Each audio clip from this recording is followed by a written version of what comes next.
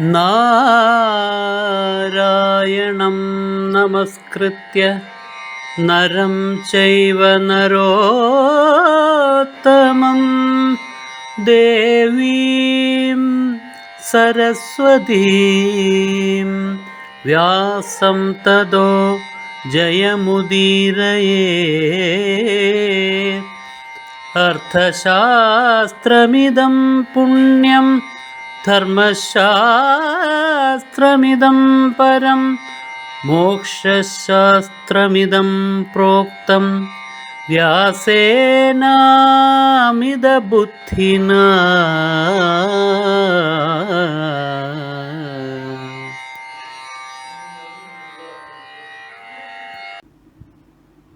എല്ലാവർക്കും എൻ്റെ വിനീതമായ നമസ്കാരം.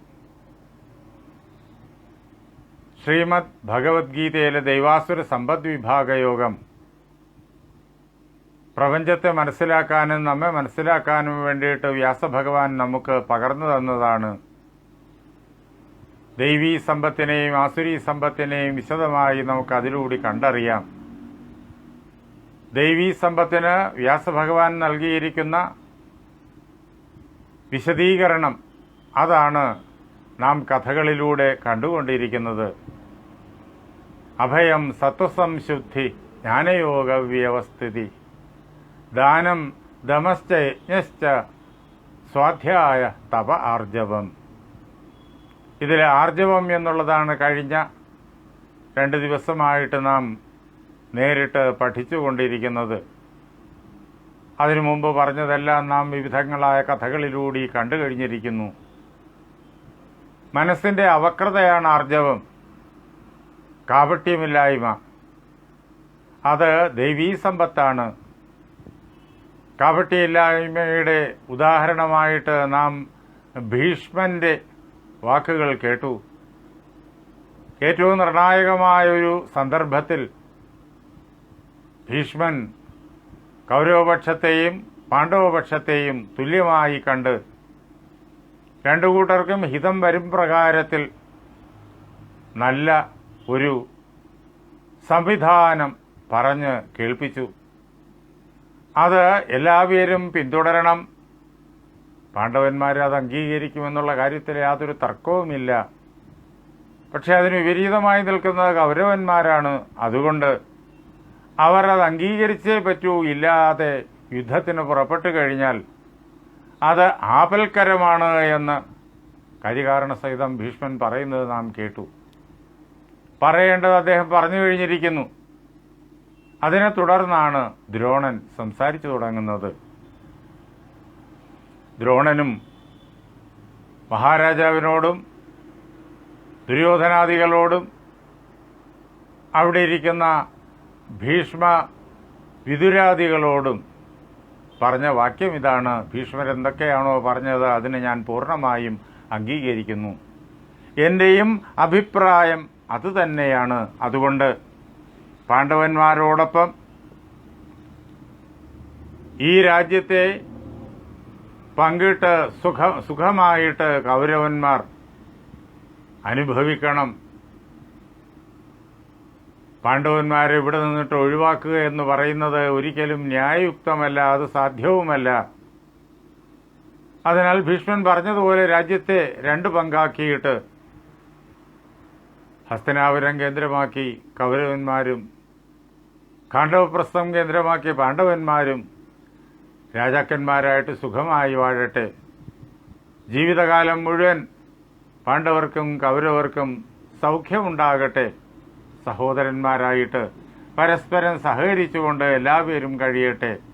ഇതാണ് എൻ്റെയും ആഗ്രഹം എന്ന് അദ്ദേഹം ഉറപ്പിച്ച് വളരെ സ്പഷ്ടമായിട്ട് പറഞ്ഞു. അത് നടപ്പിലാകണമെങ്കിൽ എന്തു വേണം? നടപ്പിലാകുന്ന കാര്യത്തിൽ അനേകം കടമ്പകളുണ്ട്. എന്തുകൊണ്ടെന്നാൽ പാണ്ഡവന്മാരോട് ചെയ്തതായ അപകാരം അത് ഈ ലോകത്തിൽ ആർക്കും സഹിക്കാൻ കഴിയുന്നതല്ല. ബാലന്മാരായിരിക്കവേ തന്നെ പാണ്ഡവന്മാരെ പല പ്രകാരത്തിൽ ദുര്യോധനാദികൾ ഉപദ്രവിച്ചു. ഭീമനെ കൊല്ലാൻ തന്നെ പലതവണ പ്രവർത്തിച്ചു. അതിൽ നിന്നെല്ലാം കഷ്ടിച്ച് രക്ഷപ്പെട്ടതാണ് അവരെല്ലാം. അതൊക്കെ പോകട്ടെ, അതൊക്കെ സഹിക്കാം. എന്നാലോ അവർ 5 പേരെയും അമ്മയെയും കൂട്ടി അരക്കില്ലത്തിലിട്ട് ചുട്ടുകൊല്ലാൻ ചെയ്ത ആ പരിശ്രമം അതൊരിക്കലും ക്ഷന്തവ്യമല്ല. അത് ഏറ്റവും നീചമാണ്. പാണ്ഡവന്മാർ അതെങ്ങനെ സഹിക്കും? അവർ കാടുകളിൽ അലഞ്ഞു നടന്നു. കാട്ടിലെ ഭയങ്കരമായ വിപത്തുകളോട് ഏറ്റുമുട്ടേണ്ടി വന്നു.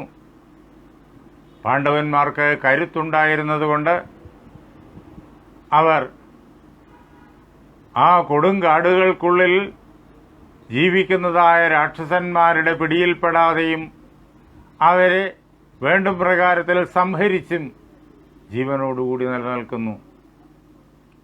ഹിഡിംബൻ അവരെ കൊന്നു തിന്നാൻ വന്നു.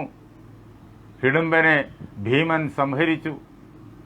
അത് കഴിഞ്ഞ് അവർ വേഷം മാറിയിട്ട് ബ്രാഹ്മണ വേഷത്തിൽ ഗ്രാമങ്ങളിൽ അവർ സഞ്ചരിച്ചു. ഏകചക്രയിൽ പോയി അവിടെ വസിച്ചു. ആരാണ് എന്ന് മറ്റാരും അറിയാതെ സ്വന്തം വ്യക്തിത്വത്തെ മറച്ചു വെച്ചുകൊണ്ട് അഭയാർത്ഥികൾ ആയിട്ട്, അവർ അഭയാർത്ഥികളല്ലെങ്കിലും അതിന് സമാനമായിട്ടുള്ളൊരവസ്ഥയിൽ ഈ കുരുവംശത്തിൽ പിറന്ന രാജകുമാരന്മാർ കഴിയേണ്ടി വന്നു. ഹസ്തിനാപുരത്തിൻ്റെ ഉത്തരാധികാരികൾ അങ്ങനെ കഴിയേണ്ടി വന്നു. അവിടെ വച്ചിട്ടാണ് ഭഗനെ നേരിടേണ്ടി വരുന്നത് ഭീമസേനന്. ഭഗനെ സംഹരിച്ചു, നാടിനെ രക്ഷിച്ചു. അവിടെ നിന്ന് പഞ്ചാലത്തേക്ക് ദ്രൗപദി സ്വയംവരം നടന്നു. പാണ്ഡവന്മാർ ജീവിച്ചിരിപ്പുണ്ട് എന്ന് എല്ലാവരും നേരിട്ട് കണ്ടു, മനസ്സിലാക്കി. എന്നിട്ടും കിട്ടിയോ സമാധാനം? ഇല്ല. ആ അവസരത്തിൽ പാഞ്ചാലിയെ വിവാഹം കഴിക്കാൻ കൊതിച്ചു വന്നതായ എല്ലാവരും, ആ കൂട്ടത്തിൽ കൗരവന്മാരുമുണ്ട്, ആ സഹോദരന്മാരെ പാണ്ഡവന്മാരെ ഹിംസിക്കാനായിട്ട് ആയുധങ്ങളുമായി യുദ്ധത്തിന് തയ്യാറായി പാഞ്ഞെടുത്തു. പാണ്ഡവന്മാർക്ക് അവരോട് യുദ്ധം ചെയ്യേണ്ടി വന്നു. ഇങ്ങനെയുള്ള സംഭവങ്ങളുടെ പരമ്പരകൾ ഇത് പാണ്ഡവന്മാർ മറക്കില്ല, അവർ സഹിക്കില്ല. അതുകൊണ്ട് ഈ അവസ്ഥയിൽ അവരോട് ചങ്ങാത്തം സ്ഥാപിക്കുക എന്നുള്ളത് വളരെയേറെ ശ്രദ്ധാപൂർവം ചെയ്യുന്ന പ്രവൃത്തികൾ കൊണ്ട് മാത്രമേ സാധിക്കുകയുള്ളൂ. ഇല്ലെങ്കിൽ അവരോട് ചങ്ങാത്തം സ്ഥാപിക്കുക എളുപ്പമല്ല. അപ്പോൾ അതിന് എന്ത് ചെയ്യണം എന്ന് ഗുരുനാഥനായിരിക്കുന്ന ദ്രോണൻ ദുര്യോധനാദികളോടും മഹാരാജാവിനോടും പറയുകയാണ്, അല്ലയോ മഹാരാജാവേ, അങ്ങിനി കാലമൊട്ടും വൈകിക്കരുത്. അങ്ങെന്താ ചെയ്യേണ്ടത്? പ്രേക്ഷിതാം ദ്രുപദായാശു നരഃ കശ്ചിത് പ്രിയം വദ. വളരെയേറെ മധുരമായി സംസാരിക്കാൻ കഴിവുള്ള ബുദ്ധിമാനായിട്ടുള്ള ഒരു വ്യക്തിയെ, ഒരു ദൂതനെ, അല്ലയോ മഹാരാജാവേ, അങ്ങ് ദ്രുപദന്റെ സമീപത്തേക്ക് പറഞ്ഞയക്കണം. എന്തിനു വേണ്ടിയിട്ട്? ദ്രുപദന്റെ മനസ്സിനെ ഈ മഹാരാജാവായിരിക്കുന്ന ധൃതരാഷ്ട്രനുമായിട്ട് സ്നേഹത്തിൽ കൊണ്ടുവരുന്നതിന് വേണ്ടി. ദ്രുപദന് നേരത്തെ തന്നെ കൗരവന്മാരോട് വിരോധമുണ്ട്. അതേപോലെ തന്നെ ദ്രോണനോടും ഉണ്ട് വിരോധം. ആ ദ്രോണനാകട്ടെ ഇവിടെയാണ്. അതെല്ലാം എല്ലാവരുടെയും മനസ്സിൽ ഉണ്ട്, എല്ലാവർക്കും അറിയാം. പാണ്ഡവന്മാർക്ക് അവരോട് ചെയ്ത അപകാരം കൊണ്ടുള്ളതായ വിരോധം മാത്രമല്ല, ദ്രുപദനുമുണ്ട് വിരോധം. ദ്രുപദനുമുണ്ട് വിരോധം. ആ ദ്രുപദന്റെ മനസ്സിനെ അനുകൂലമാക്കി എടുക്കണം. അതിന് തക്കവണ്ണം സാമർഥ്യമുള്ള, നല്ലവണ്ണം സംഭാഷണം ചെയ്യാൻ ചാതുര്യമുള്ള ഒരാളിനെ വേണം പറഞ്ഞയക്കാൻ. ഇല്ലെങ്കിൽ എല്ലാം അവതാളത്തിലാകും. അയാളുടെ കയ്യിൽ വളരെയേറെ സമ്പത്ത് കൊടുത്തയക്കണം. മഹാരാജാവായിരിക്കുന്ന ധൃതരാഷ്ട്രൻ ദ്രുപദനെയും ദ്രുപദന്റെ സന്താനങ്ങളെയും പാണ്ഡവന്മാരെയും ദ്രൗപദിയെയും എല്ലാം ആദരിക്കാൻ വേണ്ടിയിട്ട് അവർക്ക് വേണ്ടി സമ്മാനങ്ങൾ ഇതാ കൊടുത്തയക്കുന്നു. രത്നങ്ങൾ, സ്വർണ്ണാഭരണങ്ങൾ, ഇങ്ങനെ വളരെയേറെ സമ്പത്ത് ആ ദൂതന്റെ കൈവശം കൊടുത്തയക്കണം. സ്നേഹത്തെ ഊട്ടിയുറപ്പിക്കുന്നതിന് വേണ്ടിയിട്ട്. ധൃതരാഷ്ട്രൻ്റെ മനസ്സിൽ പണ്ട് ഉണ്ടായ സംഭവങ്ങൾ ധൃതരാഷ്ട്രൻ്റെ മനസ്സിൽ നിന്നുണ്ടായതാണ് അവയെല്ലാം. ആ മാനസികാവസ്ഥ ഇപ്പോൾ ധൃതരാഷ്ട്രൻ്റെ മനസ്സിൽ അവശേഷിച്ചിരിപ്പില്ല എന്ന ബോധ്യം അവർക്ക് ഉണ്ടാകണം. ധൃതരാഷ്ട്രൻ്റെ മനസ്സ് മാറിക്കഴിഞ്ഞിരിക്കുന്നു. ഇനി പഴയതുപോലുള്ള വിരോധം ഉണ്ടാവില്ല. അതിനാൽ ധൃതരാഷ്ട്രനുമായി ചങ്ങാത്തമാകാം എന്നുള്ള തോന്നൽ അവർക്കുണ്ടാകണം. അതിനു വേണ്ടിയിട്ട് വളരെയേറെ സമ്മാനങ്ങളുമായിട്ടൊരു ദൂതനെ അയക്കുക. മിഥ കൃത്യം ച തസ്മൈ സ ആദായ വസുഗച്ഛതു വൃദ്ധിം ച പരമാം ബ്രൂയാത് ത്വത് സംയോഗോദ്ഭവം തഥാ. ആ സമർത്ഥനായിരിക്കുന്ന ദൂതൻ വളരെയേറെ ആഭരണങ്ങൾ, സമ്പത്ത് ഒക്കെയായിട്ടാണ് അവിടെ ചെല്ലേണ്ടത് അവർക്ക് എല്ലാവർക്കും വേണ്ടിയിട്ട്. എന്നിട്ട് അവരോട് പറയണം, ദ്രുപദനുമായിട്ട് ഈ പ്രകാരത്തിൽ ഒരു ബന്ധുത്വം ഉണ്ടായതുകൊണ്ട് മഹാരാജാവായിരിക്കുന്ന ധൃതരാഷ്ട്രൻ സന്തോഷിക്കുന്നു എന്ന് പറയണം. സംപ്രീയമാണം ത്വാം ബ്രൂയാത് രാജൻ ദുര്യോധനം തഥാ. മഹാരാജാവായിരിക്കുന്ന ധൃതരാഷ്ട്രന് അനിഷ്ടമൊന്നും തന്നെ ദ്രുപദനോടില്ല. ദ്രുപദനോട് ഇപ്പോൾ സ്നേഹമാണുള്ളത്. അദ്ദേഹം സന്തോഷിക്കുന്നു. ഈ ലോകത്തിൽ ലഭിക്കാവുന്ന നല്ല ബന്ധുത്വമാണിത്, അതിൽ ആഹ്ലാദിക്കുന്നു എന്ന് ദ്രുപദനോട് പറയണം. ഒരു തവണയല്ല, 10 തവണയല്ല, അനേകം തവണ. അസകൃത് ദ്രുപദേ ജൈവ ധൃഷ്ടദ്യുമ്നേ ച ഭാരത. ദ്രുപദനോട് അനേക തവണ പറയണം. അവസരങ്ങൾ ഉണ്ടാക്കി പറയണം, സ്വാഭാവികമെന്നുള്ള നിലയിൽ. അതിനുള്ള ചാതുര്യമുള്ളവൻ വേണം പോകാൻ. ദ്രുപദന് ഈ വാക്കുകൾ സത്യമാണ് എന്ന് തോന്നലുണ്ടാകണം. അത് ദ്രുപദന്റെ മനസ്സിൽ ഉറയ്ക്കണം.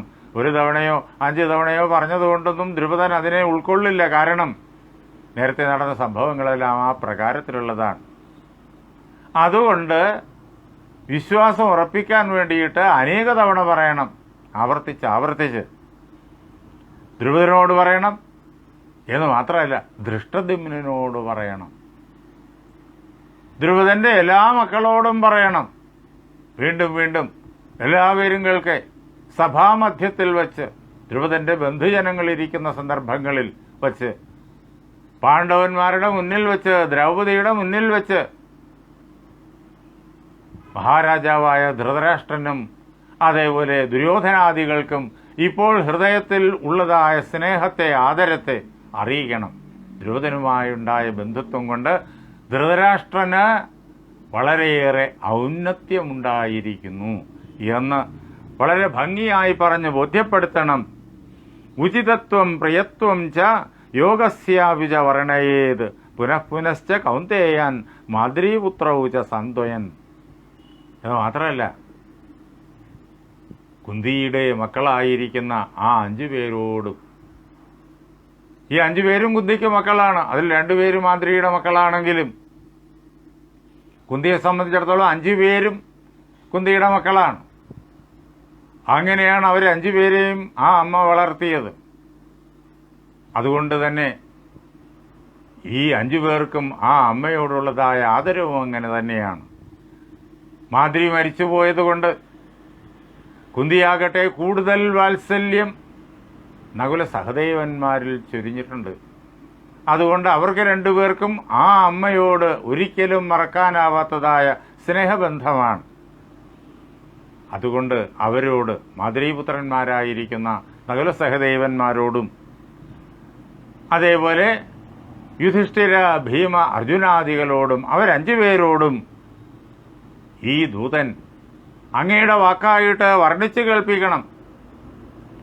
ഈ വിവാഹം വളരെ ഉചിതമായി. ലോകത്തിൽ പാണ്ഡവന്മാർക്ക് കുരുവംശത്തിൽ പിറന്ന എല്ലാവർക്കും, ധൃതരാഷ്ട്രനും ദുര്യോധനനും എല്ലാവർക്കും ലോകത്തിൻ്റെ മുന്നിൽ വലിയ ഒരു സ്ഥാനം ഈ വിവാഹം നേടിക്കൊടുത്തിരിക്കുന്നു. അത്ര ഉചിതമാണ് ഈ വിവാഹം എന്ന് മാത്രമല്ല, അത് എത്രമാത്രം ധൃതരാഷ്ട്രന് പ്രിയങ്കരമായി തീർന്നിരിക്കുന്നു എന്നും അവരെ പറഞ്ഞു കേൾപ്പിക്കണം.